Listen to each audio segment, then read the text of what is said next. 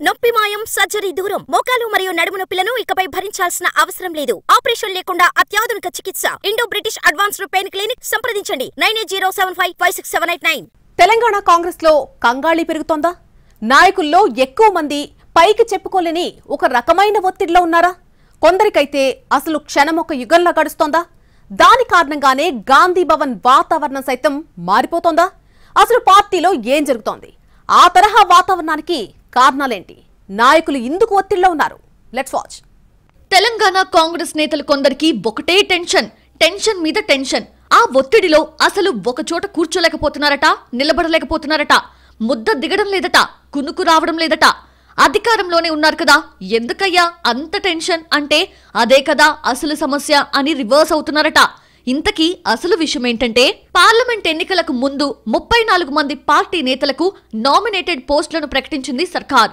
ఆ జాబితాలో ఉన్న నాయకులకు ఎన్నికల కోడ్ ముగిసిన వెంటనే పోస్టులు వచ్చేస్తాయని భరోసా ఇచ్చింది పార్టీ. కానీ ఇప్పటి వరకు ఎలాంటి అధికారిక ఉత్తర్వులు రాలేదు. పైగా అందులో మార్పులు చేర్పులు ఉంటాయని చర్చొకటి. దీంతో ఎప్పటికప్పుడు నరాలు తెగే ఉత్కంఠతో ముఖ్య నాయకుల చుట్టూ చక్కర్లు కొడుతున్నారు లిస్టులో పేర్లు ఉన్నవాళ్లు. ఇంకాస్త లేట్ అయితే ముందు ఖాయమైన పదవిని మరొకరెవరైనా తన్నుకుపోతారన్నది వాళ్ల భయమట. అందుకే జీవో ఎప్పుడొస్తుంది అంటూ కొందరు, పార్టీ మాటిచ్చింది కాబట్టి జీవో దానంతట అదే వస్తుంది, ముందు మా ఛాంబర్ ఎక్కడా అన్న ఆతృతలో మరికొందరు రకరకాలుగా ఉన్నారట.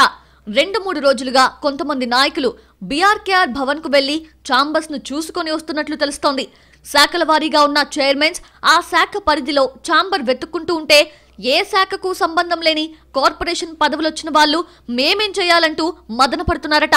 ఇప్పటికే జీవో విడుదలై అధికారిక ఉత్తర్వులు వచ్చుంటే సంబంధిత అధికారులు స్పందిస్తారు, ఛాంబర్స్ చూపిస్తారు.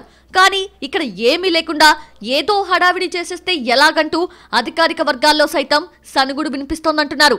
చివరికి ఉత్తర్వులు లేకుండా మీరు మాత్రం ఏం చేస్తారులే అని నిట్టూర్చాల్సిన పరిస్థితి ఆశావహులది. ముందే పేర్లు ప్రకటించిన వాళ్ల సంగతి అలా ఉంటే, మేరా నెంబర్ కబాయేగా అంటూ ఎదురు చూస్తున్నారు ఇంకా అసలు లిస్టులోకే ఎక్కని వాళ్ళు. ప్రభుత్వ పార్టీ పెద్దల చుట్టూ ప్రదక్షిణలు చేస్తున్నట్లు తెలిసింది. పార్లమెంట్ ఎన్నికల తర్వాత నామినేటెడ్ పదవులు అన్నింటినీ భర్తీ చేస్తారన్న ప్రచారం జరిగింది. ఇన్ఛార్జ్ దీపాదాస్ నుంచి ఏఐసీసీ కార్యదర్శులు, జిల్లా మంత్రులు, ఎమ్మెల్యేల చుట్టూ తెగ తిరిగేస్తున్నారట. సాధారణంగా కొంతమంది నేతలు ఏదో ఒక కోటరీలో ఉంటారు, మరికొందరు పార్టీ కోసం పనిచేస్తారు. అలా కోటరీలో ఉన్న నాయకులు వాళ్ల గాడ్ ఫాదర్స్ చుట్టూ పొర్లు దండాలు పెట్టినంత పనిచేస్తున్నట్లు తెలుస్తోంది. ఇక ఏ కోటరీ లేని వాళ్ళు మాత్రం ఎవరిని కలవాలో తెలియక అందరి గడపల్ని టచ్ చేస్తున్నారట. పని ఆధారంగా పదవులిస్తామన్న రాష్ట్ర వ్యవహారాల ఇన్ఛార్జ్ దీపాదాస్ మాటలు ఏ మేరకు అమలవుతాయన్న అనుమానాలు సైతం ఉన్నట్లు తెలుస్తోంది.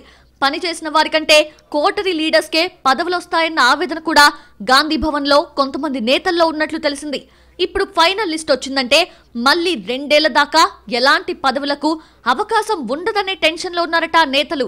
దీంతో మంచి తరుణం మించిన దొరకదనుకుంటూ ఎవరికి వారు సీరియస్ ట్రయల్స్ లో ఉన్నారు.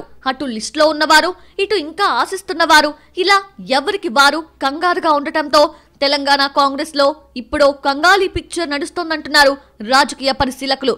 పార్టీ పెద్దలు దీనికి ఎండ్ కార్డ్ ఎలా వేస్తారో చూడాలి మరి.